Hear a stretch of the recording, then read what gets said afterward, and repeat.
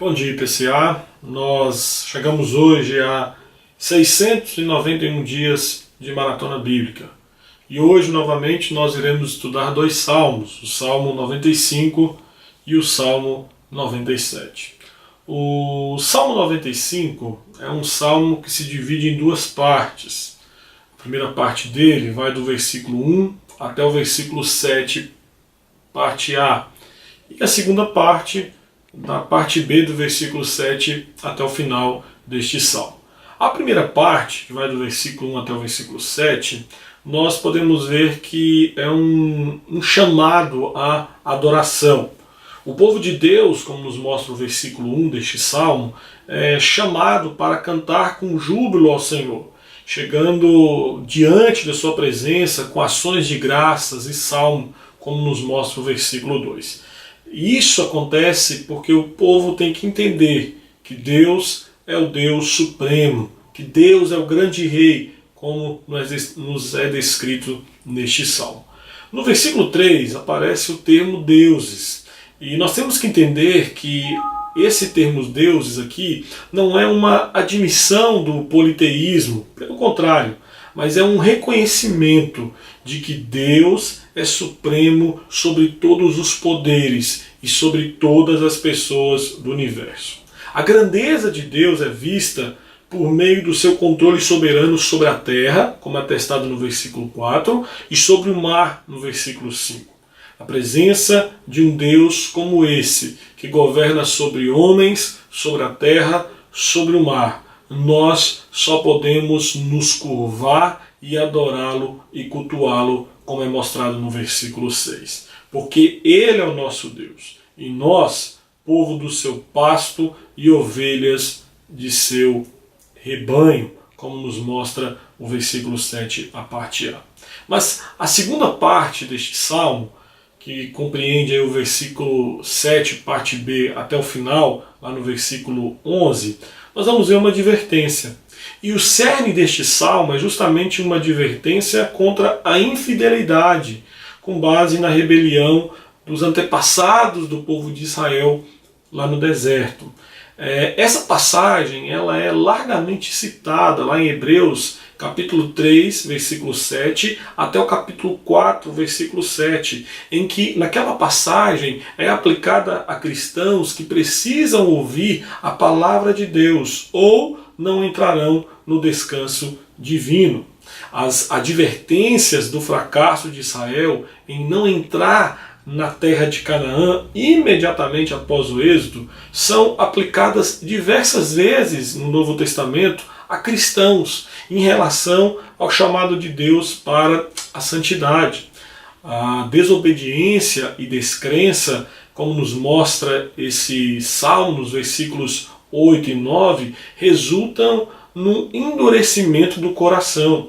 O versículo 10 e o versículo 11 atestam justamente o resultado dessa desobediência, ou seja, o povo ficou 40 anos no deserto e ninguém daquela geração, exceto Josué e Caleb entraram na terra de Canaã. Queridos, olhar para um salmo como este, a pergunta que temos que fazer é: quantas vezes nós também somos infiéis para com o Senhor? Quantas vezes nós recebemos as dádivas como o alimento, como a água, como uma casa, como o que vestir, mas nós muitas vezes ignoramos o doador. Este salmo nos adverte para essa realidade, que não venhamos cometer o mesmo erro que o povo de Israel, que não venhamos fechar os ouvidos para a palavra de Deus, que não venhamos ignorar todos os feitos do Senhor para conosco. Entretanto, quando nós chegamos no Salmo 97, a ênfase deste salmo ela muda. A ênfase do Salmo 95 é o povo. A ênfase do Salmo 97 é o Senhor Deus, que reina sobre tudo e sobre todos.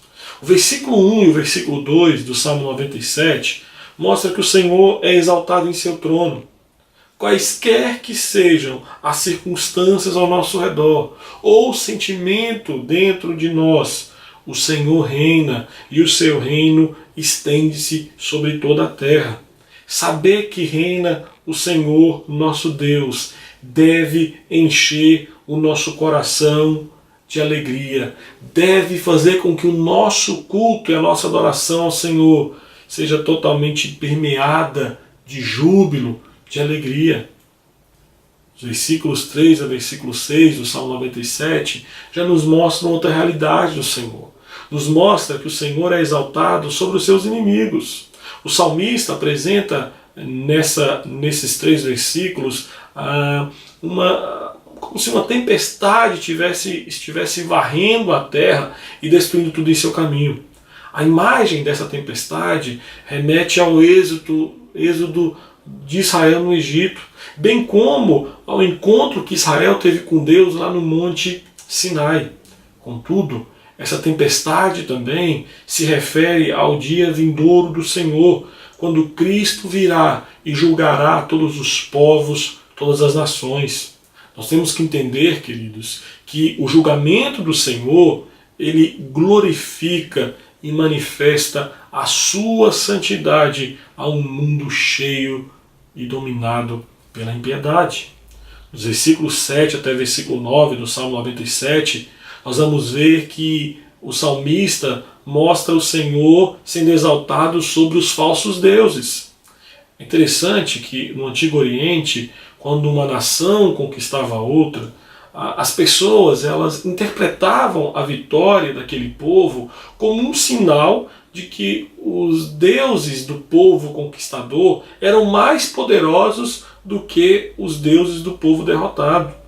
Deus, então, ao derrotar todos aqueles povos ao redor de Israel, ao derrotar toda aquela gama de deuses que aqueles povos cultuavam, Deus queria que o povo de Israel aprendesse que Jeová era o Deus de toda a terra e que os ídolos daquelas nações não valiam de nada, não eram coisa alguma. Deus sempre repudiou a ideia de haver outros deuses no meio do seu povo. Deus sempre repudiou a ideia de que o povo dele pudesse se curvar diante de deuses fabricados na imaginação do homem. Pode ser que hoje, você que me escuta, que me vê, pode ser que hoje você não tenha se curvado diante de um ídolo feito por mãos humanas, mas certamente você pode estar correndo risco ou até mesmo pode estar se curvando diante de outros deuses. Deuses como dinheiro, como poder, como sexo, como prazer. Pois tudo aquilo a que alguém serve e se sacrifica, quero te falar que é justamente isso que você está adorando. Mas esse salmo termina lá nos versículos 10 e 12, mostrando que o Senhor ele é exaltado no meio do seu povo. O povo de Deus ele é constituído por todos aqueles que amam e servem somente a Deus. Por isso, se amamos aquele que é santo, odiaremos tudo aquilo que não é santo. E estes 3 versículos finais deste salmo apontam justamente essa realidade. Apontam que aqueles que amam a Deus faz parte do povo de Deus. E este povo, segundo esses últimos 3 versículos, é um povo santo, é um povo justo, é um povo reto de coração. Todos estes termos apontam a uma vida consagrada ao Senhor. Devemos amá-lo, detestando o mal, nos regozijando nele e rendendo-lhe louvores por todas as suas misericórdias. Queridos, Deus é exaltado no meio do seu povo, quando o seu povo vive vidas consagradas a Ele. Deus é exaltado no meio do seu povo, quando o seu povo vive uma vida que condiz com a sua santidade, com a sua pureza. Este salmo mostra não apenas a grandeza de Deus, mas também mostra-nos como devemos viver diante de um Deus tão grandioso, tão glorioso, como é o Deus a qual nós servimos. Oremos. Senhor, nós rogamos ao Senhor que nos ajude a viver de acordo com o que Tua Palavra nos mostra. O O Salmo 95, Pai Santo, nos mostra a realidade de vivermos uma vida fiel a Ti. E rogamos ao Senhor que nos ajude a viver essa vida, uma vida que glorifica o Teu santo nome, uma vida que ouve a Tua palavra, atenta para ela, pratica, obedece a Tua palavra. Também, Pai Santo, o Salmo 97 nos mostra o quanto o Senhor é grande, o quanto o Senhor é poderoso, o quanto o Senhor reina sobre tudo e sobre todos. Mas também, Pai Santo, nos mostra como que nós, o Teu povo, devemos viver diante de Ti. Devemos ter uma vida santa, reta e consagrada ao Senhor. Pedimos que o Senhor nos ajude nisso, Pai, para que possamos glorificá-lo em tudo. Nós te pedimos isso e oramos em nome de Jesus. Amém.